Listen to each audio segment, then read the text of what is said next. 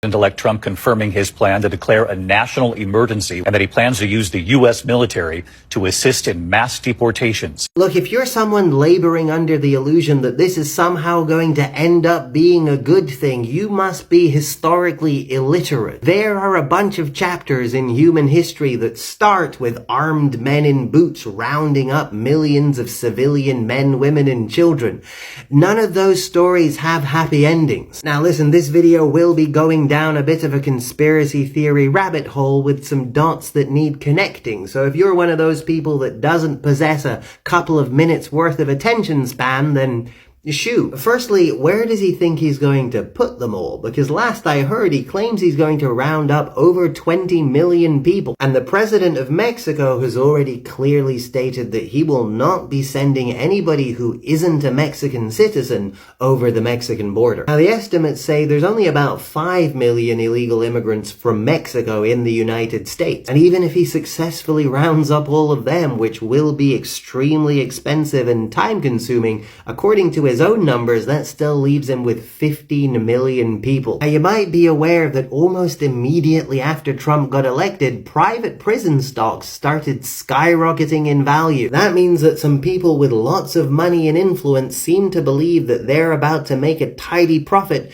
from the private prison industry. That means a bunch of taxpayer money is about to be funneled into a bunch of corporate billionaire pockets in exchange for imprisoning a whole lot of people. Now, he's also proposing a bizarre plan to tariff all foreign imports that seemingly is designed to purposely cripple the American economy. See, the American economy is a consumer-based economy, so consumption is very vital. And since they don't actually produce the majority of the goods that they consume, it seems like consumption is about to get a whole lot less affordable. That's how that works. When you tariff foreign imports, the companies that import the goods have to raise the price to compensate for the tariffs they're paying in order to import them. Usually tariffs like that are intended to increase domestic production, but that can't possibly be the plan. See, even with the increased cost that the tariffs represent, moving production to America would still be more expensive, unless there was some sort of plan to magically create a massive domestic, more or less slave labor force overnight. But of course, it's not like there's some sort of precedence for using prison inmates as a cheap source of labor in America, is there?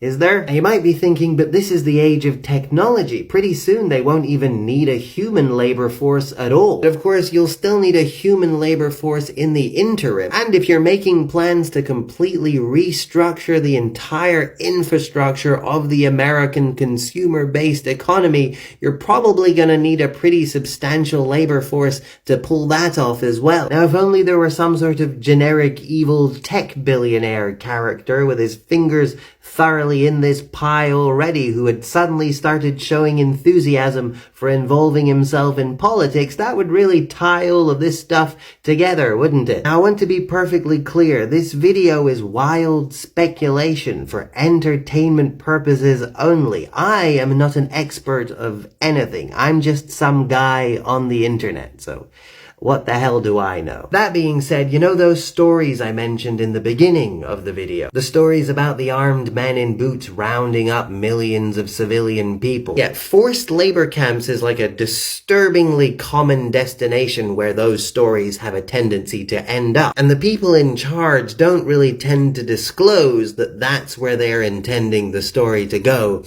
in the beginning. And that's usually like a surprise twist at the end, which happens a lot, so I don't know why it keeps surprising us. But anyway, you should keep an eye on that.